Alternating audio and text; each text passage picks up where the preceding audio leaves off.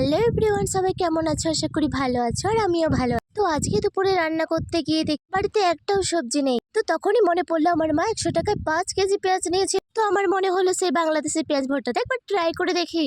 দেখো, মাটির কড়াই পেঁয়াজগুলোকে হালকা আঁচে সেদ্ধ করে নেব। ঝালের পরিমাণ মতো কিছুটা শুকনো মরিচ ভেজে নেব। পেঁয়াজগুলোকে নামিয়ে হালকা ঠান্ডা করার পর পেঁয়াজের খোসাগুলো আস্তে আস্তে ছাড়িয়ে নেব। এই পর্যন্ত তুমি যদি আমার ভিডিওটা দেখে থাকো, তোমার কাছে একটা রিকোয়েস্ট, ভিডিওটাকে লাইক করে একটা কমেন্ট, সাবস্ক্রাইব করে পাশে থাকবেন। আর হ্যাঁ, ভিডিওটা কেমন হয়েছে অবশ্যই কমেন্টে জানাবেন। দেখো, তোমাদের সাথে কথা বলতে বলতে আমার প্রায় পেঁয়াজগুলো ছাড়ানো হয়ে গেছে। আলতো হাতে পেঁয়াজগুলোকে ম্যাশ করে নেব।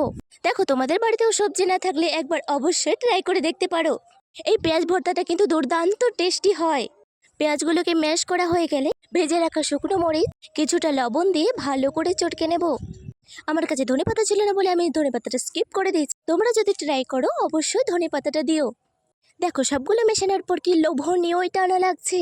গরম ভাতের সাথে দারুণ দারুণ মজা হয়েছিল। তোমাদের কাছে একটাই রিকোয়েস্ট, অবশ্যই একবার ট্রাই করে দেখো।